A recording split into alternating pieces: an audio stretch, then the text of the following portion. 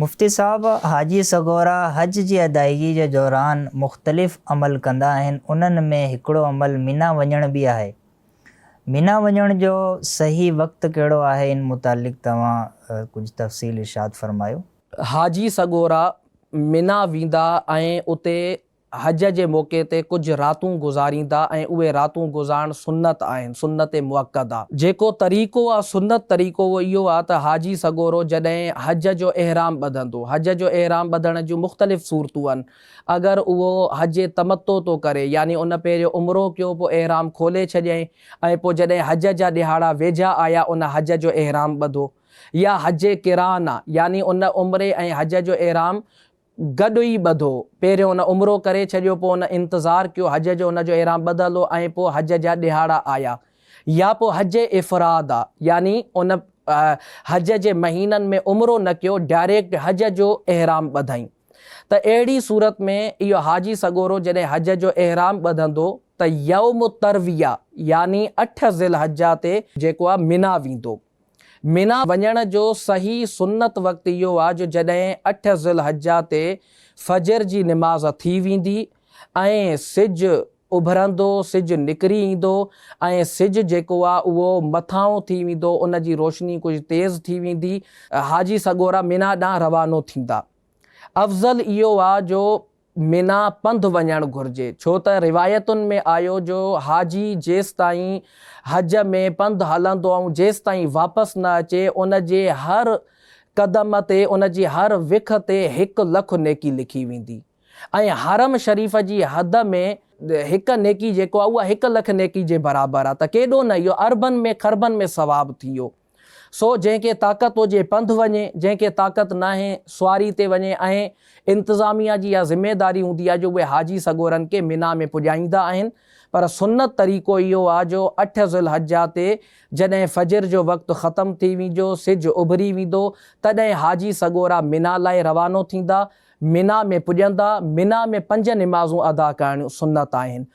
8 ज़िलहजा जी ज़ोहर जी निमाज़, असर टे परी जी निमाज़ ऐं मग़रिब जी निमाज़, इशा जी निमाज़ ऐं 9 ज़िलहजा जी फजर जी निमाज़।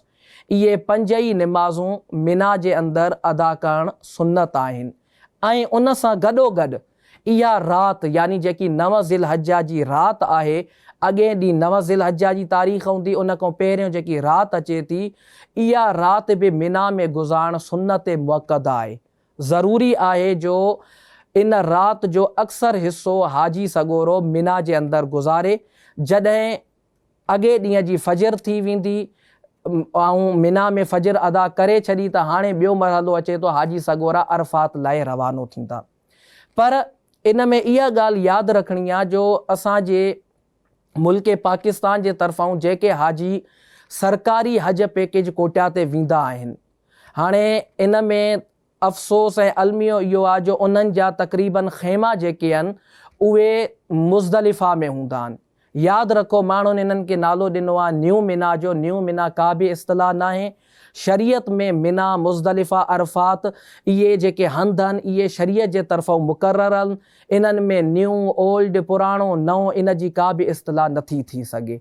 सो बहरहाल हाजिन सगोरनि जा आम तौर ते जेके इकानमी क्लास मकतब हूंदा आहिनि, मकतब डी, उहे मुज़दलिफ़ा में हूंदा आहिनि। उन्हनि जे लाइ इहा हिकिड़ी महरूमी थींदी जो उहे इन सुन्नत खां महरूम रहंदा। इन लाइ उन्हनि खे घुरिजे जेसि ताईं मुमकिन हुजे उहे मीना जो जेको वक़्तु आहे, यानी कि जेको 5 निमाज़ूं पढ़णियूं आहिनि ऐं उन सां गॾोगॾु जेकी राति गुज़ारणी आहे, अगरि उन्हनि को सरी सघे थो त उहो इहो वक़्तु जेको असुल मीना आहे उन जी हद में गुज़ारिन। पर अगरि ईअं नाहे, छो त लखे हाजी हुते आयल हूंदा आहिनि, लखे अलाह जा बाना आयल हूंदा आहिनि, अलाह जा मक़बूल बाना आयल हूंदा आहिनि, ऐं उहे अगरि इन शइ जो एतमाम कंदा त शायदि गुम थी वञनि। इन लाइ पोइ उन्हनि खे घुरिजे जो उहे पंहिंजे मुअल्लिम खे फॉलो कनि ऐं उन्हनि खे जिथे ख़ैमा मिलिया आहिनि उते ई तरसनि। ऐं यादि रखो त इहा इबादत सुम्हण जा घणा ॾींहं पिया आहिनि। इहा जेकी राति आहे इहा वॾी फज़ीलत वारी राति आहे। इन राति खे ग़फ़लत में गुज़ारण जे बजाए, सुम्हण में गुज़ारण जे बजाए अल्लाह जी इबादत में गुज़ारिजे, ज़िक्र अज़कार कजे, नवाफ़िल पढ़जनि, अल्लाह जी ख़ूब इबादत कजे।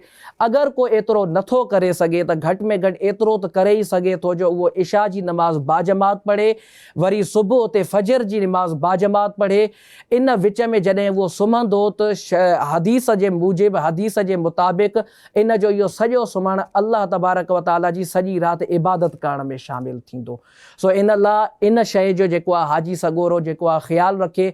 इन में हिकिड़ो मसइलो इहो बि थींदो आहे, हाजी सगोरा इन में बि ख़्यालु रखनि जो मुअल्लिम जेके हूंदा आहिनि उहे हाजिन के रातों राति अरफात लाइ रवानो करे छॾींदा आहिनि। हालांकि सुन्नत इहो आहे जो इहा राति हाजी सगोरा मिना में गुज़ारिन।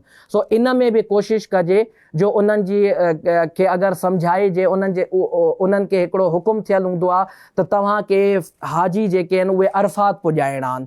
सो इन जे करे अगरि त उन्हनि खे रिक्वेस्ट करे, उन्हनि खे दरख़्वास्त करे उते ख़ैमनि में तरसणु मुमकिन आहे त हाजी इन अज़ीम सुन्नत खे अदा करे ऐं ख़ैमनि में ई तरसे मिना वारी जाइ ते। पर अगरि इहो मुमकिन नाहे, इंतिज़ामी तौरु मसइलो थो थी सघे, त पोइ हाणे मजबूरी आहे, हिकिड़ी सुन्नत खां महरूमी थींदी, पोइ हाजी जेको आहे मुअल्लिम जे चवण ते पोइ उहो अरफात लाइ रवानो थी वञे। सिंधी सोशल मीडिया पेज खे लाइक कयो, फॉलो कयो ऐं शेयर कयो।